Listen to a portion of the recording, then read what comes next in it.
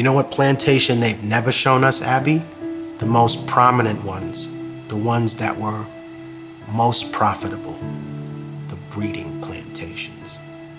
Why don't you want to show us those? You know why? Because after the research that I did for this album, you realize that the moment that a girl menstruated, she was put in a stable where a horse would be and forcibly mated, forcibly raped by a male of the slave master's choice.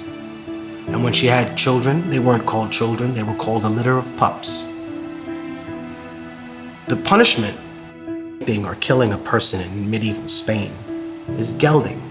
Gelding is when you take hot pincers and you take a man's ball off root and stem. Killing a person, law of the Bible, right? Medieval Spain, super religious. You killed a man, he should be killed. Why were indigenous and black people categorized as subhuman? So under the law, you would not be punished for the things that you did to us. That's why. You used to be proud, right? You used to be proud, white America, of murder. You used to be proud of colonization. You used to, wow, that made us tough. And then you got ashamed of it. And that's what you're dealing with. That's what America's dealing with, a schizophrenic crisis. There's a British manual, right, that was taken out of the British Museum because within the manual, it talked about how it was a weapon of war that should be used against the indigenous population. You're ashamed of that now. You're ashamed, right? Who was Christopher Columbus? His image has been so whitewashed, but he was trafficking little girls on an island.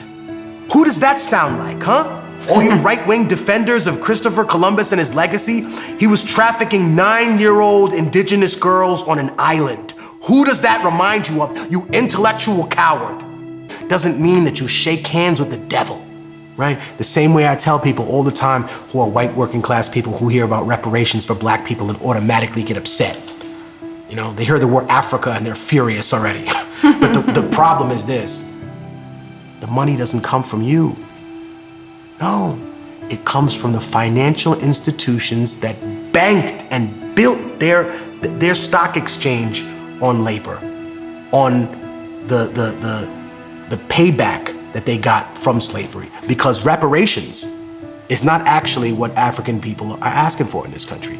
African American people are asking for the other half of reparations. You see, America already paid reparations at the end of the Civil War to slave owners. They gave them money per black person that they let free.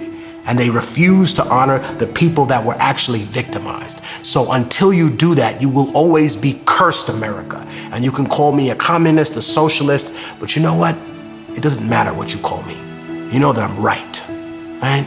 And you know that I stand more for indigenous rights than I do for the European interpretation of a left-wing ideology that doesn't always work in a cookie-cutter scenario when you plug it into Latin America.